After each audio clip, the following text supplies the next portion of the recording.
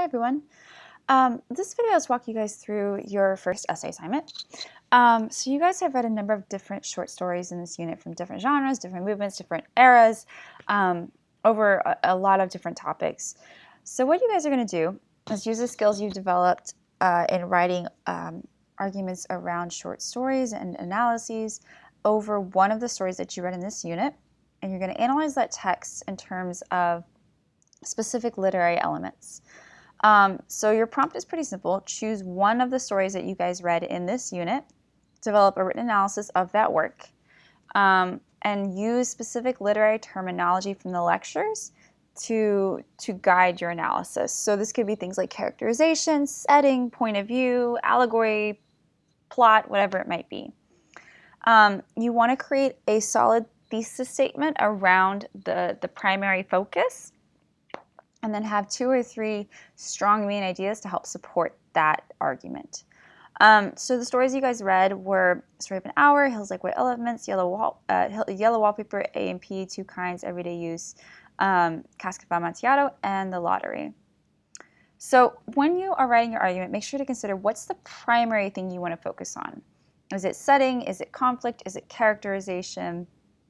Within that, you can pull in specific literary elements like symbolism or metaphors or dialogue, but make sure you identify kind of one major area that you want to focus on. What is your argument about that element? Not just that it's used.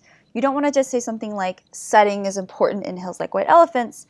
You want to explain why that is significant in Hills Like White Elephants. So why is it significant that we have 2 expats sitting in the middle of Spain at a railroad? Why is that important? What does it represent?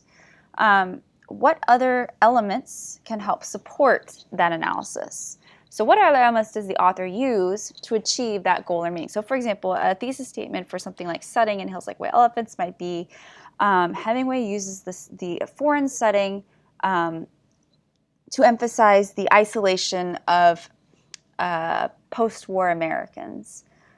That would be a thesis statement. And then your main ideas would be something like Hemingway uses symbolism of railroad crossroads to represent whatever it might be, the changing pace of American life. He also uses dialogue to support this idea of isolation by saying a lot of things without actually saying anything.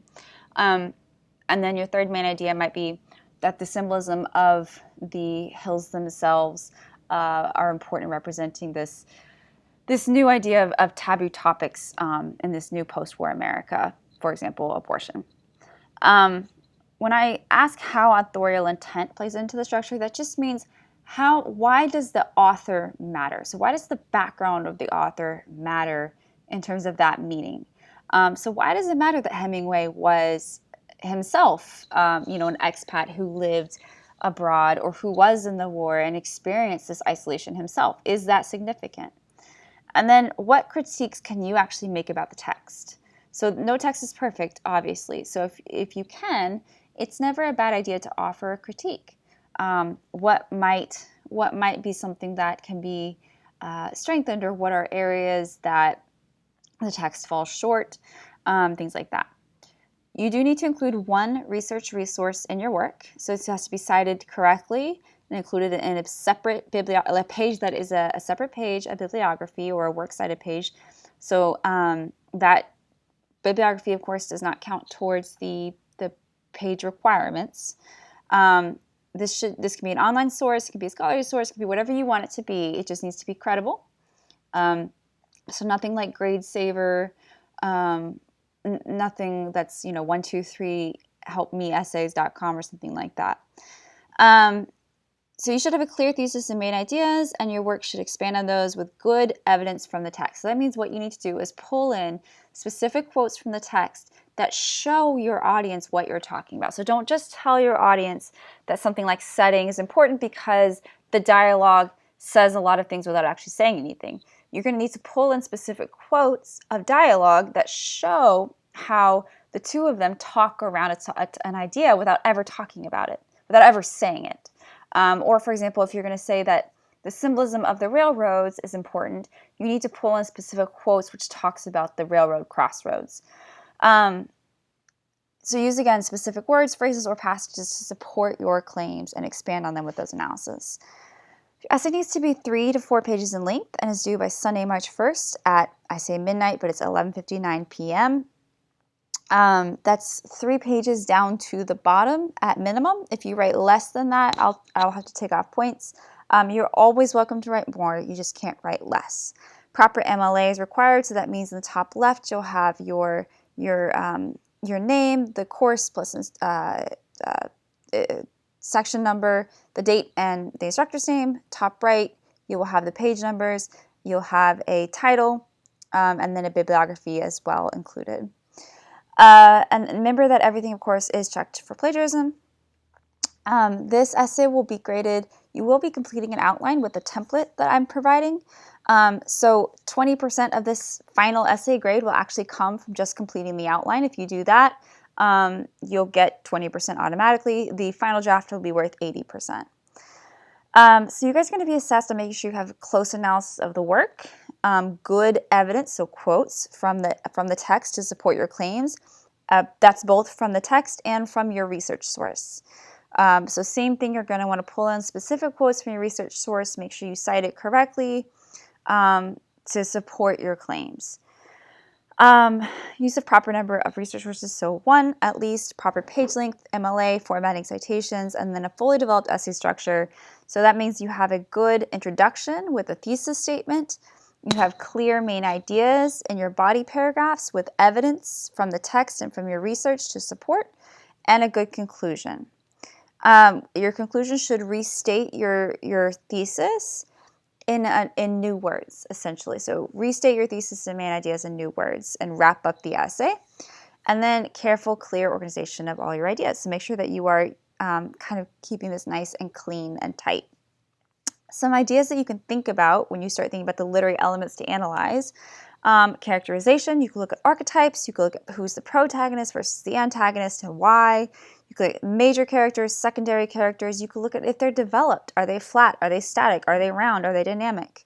What makes them that way?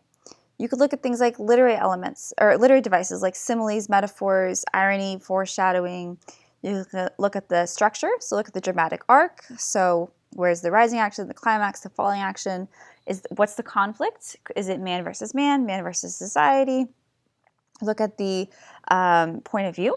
Is it first person? Is it third person, omniscient? Why does that matter? You could also look at larger literary concepts like theme, symbol, motif, allusions. And then, of course, you can look at the historical context. So look at the author's background. Look at the events that were surrounding the text. Why does that influence the messaging? Why is that important in this text?